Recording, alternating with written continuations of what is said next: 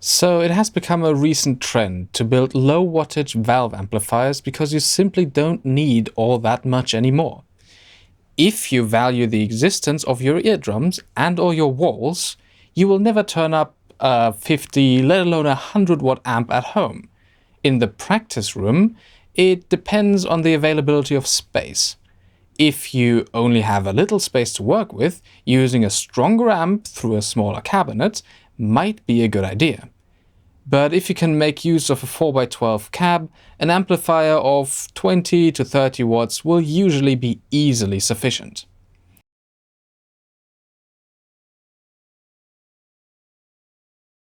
All these wattages are, again, in respect to valve amplifiers.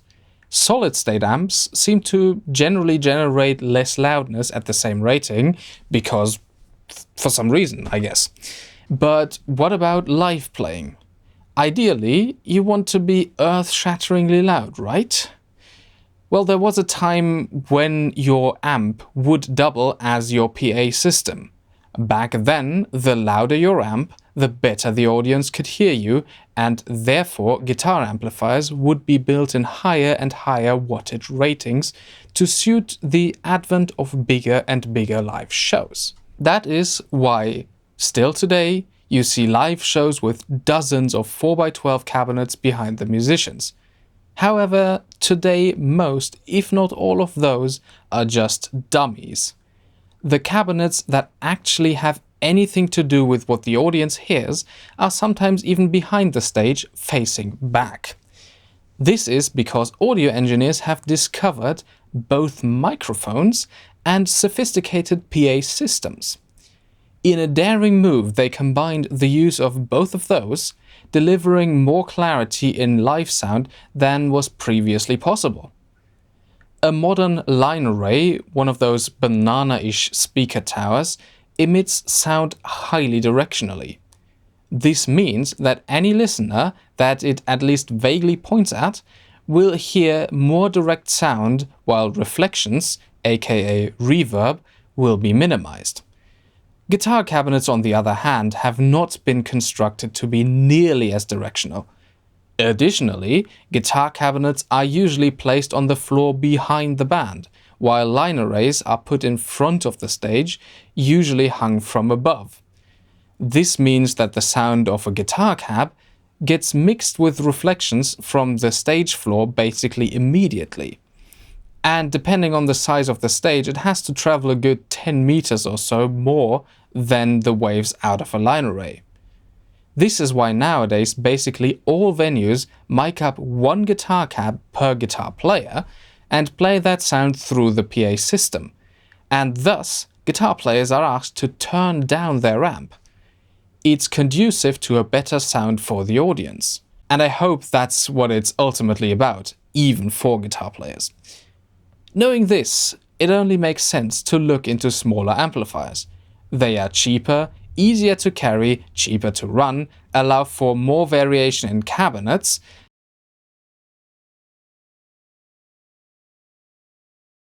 and the valves are cheaper to replace.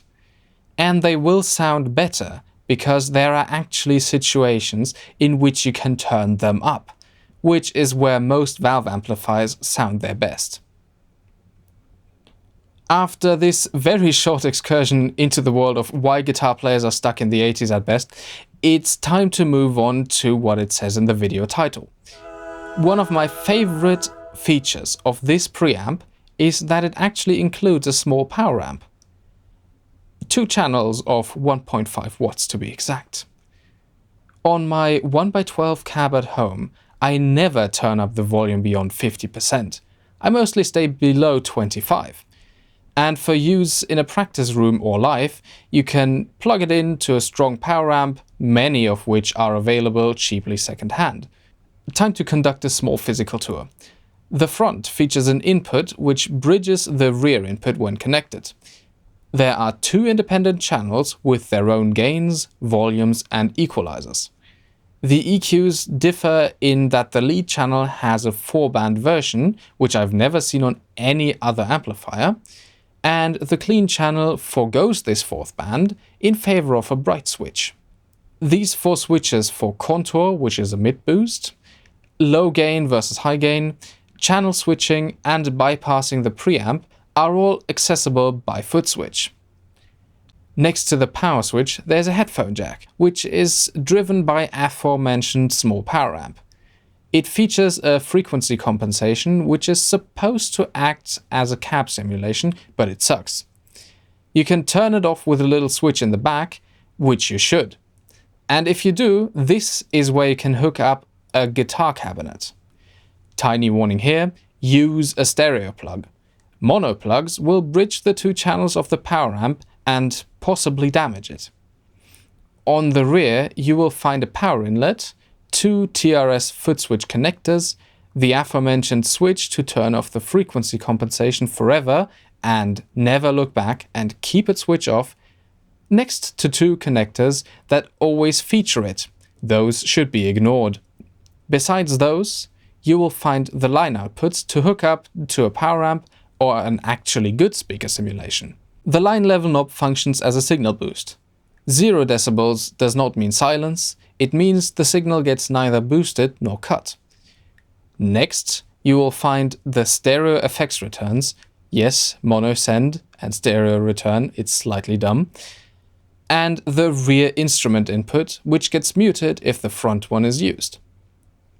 Now, some of you might think I've talked enough, so here are some samples of what the different settings on this preamp actually do.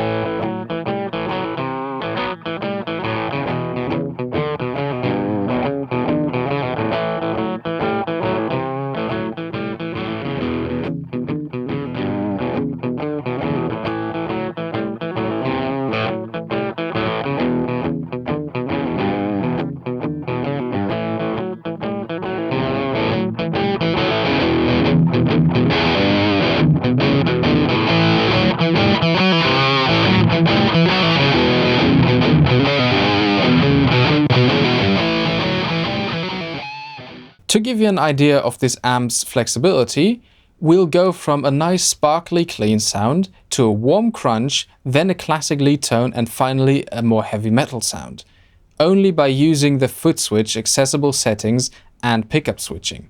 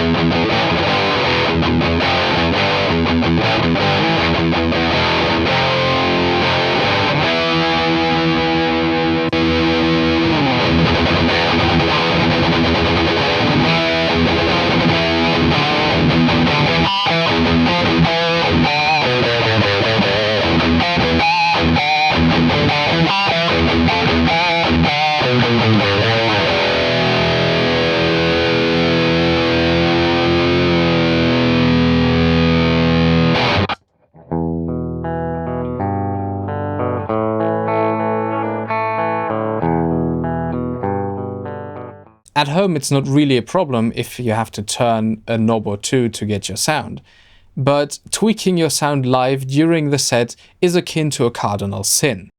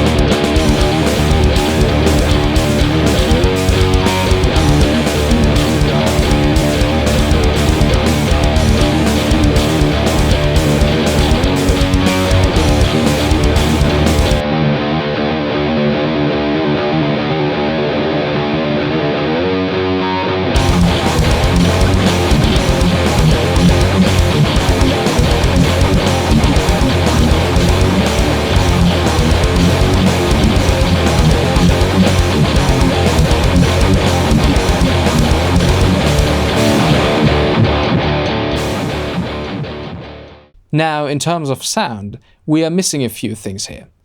Firstly, there's no reverb. While reverb units in amplifiers are quite nice to have, they are mostly very limited in their ability, and most will find an external reverb box that they prefer anyway. Secondly, even though it does create quite the nice heavy rhythm tone, it could be just a little tighter for my taste. But I've not yet encountered any amplifier that would not sound better by adding a tube screamer or a copy of that. For live playing, the E530 offers you 3 possible avenues in order to get your guitar heard by the audience. Number 1, the classic if you will, would be to plug it into a power amp and get the cabinet mic'd up. There are even some valve power amps that are only 1U in height, which could enable you to use a pretty small rack or to put more stuff into it. Number 2, the I don't really care.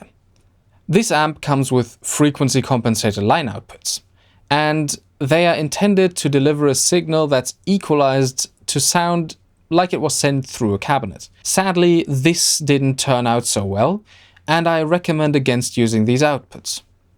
Number 3, the impulsive. Very recently, amplifiers and pedals have started to adopt impulse response technology for their cab simulations, and it's glorious.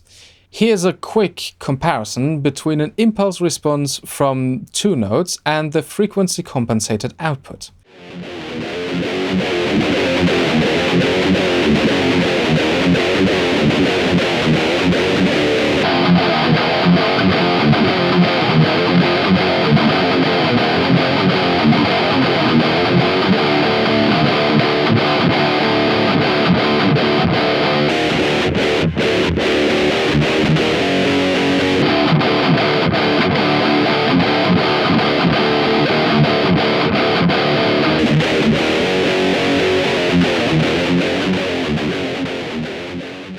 I specifically didn't even bother tweaking any of the settings in the Wall of Sound plugin to keep the setup process as simple as possible.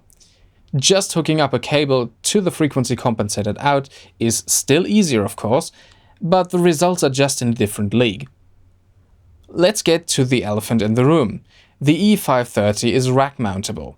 This is one of the primary reasons I like this amp.